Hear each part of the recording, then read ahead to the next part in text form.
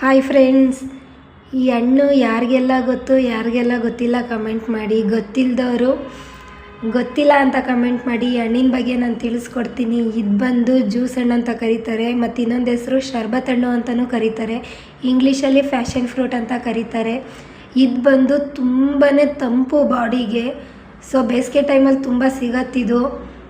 ಈ ಜ್ಯೂಸ್ ಹಣ್ಣನ್ನ ಒಂದು ಬೌಲ್ಗೆ ನೀರು ಹಾಕ್ಕೊಂಡು ಈ ಜ್ಯೂಸ್ ಹಣ್ಣು ಹಾಕ್ಕೊಂಡು ಸಕ್ಕರೆ ಹಾಕ್ಕೊಂಡು ಕುಡಿಯೋರು ಕೆಲವ್ರು ಕುಡಿತಾರೆ. ಇದು ಹಾಗೆ ಸಕ್ಕರೆ ಹಾಕ್ಕೊಂಡು ಕೂಡ ತಿಂತಾರೆ, ತುಂಬ ಚೆನ್ನಾಗಿರುತ್ತೆ. ಇದು ಫುಲ್ ಹಣ್ಣಾಗ್ಬಿಟ್ಟಿದೆ ಈ ಹಣ್ಣು.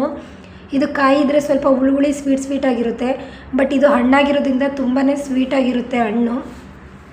ಈ ಹಣ್ಣು ನಾನು ಚೈಲ್ಡ್ಹುಡ್ಡಲ್ಲಿ ನಮ್ಮ ಸ್ಕೂಲ್ ಬ್ಯಾಕ್ ಸೈಡ್ ಫೀಲ್ಡಲ್ಲಿ ಸಿಕ್ತಿತ್ತು, ಮರದಲ್ಲಿತ್ತು.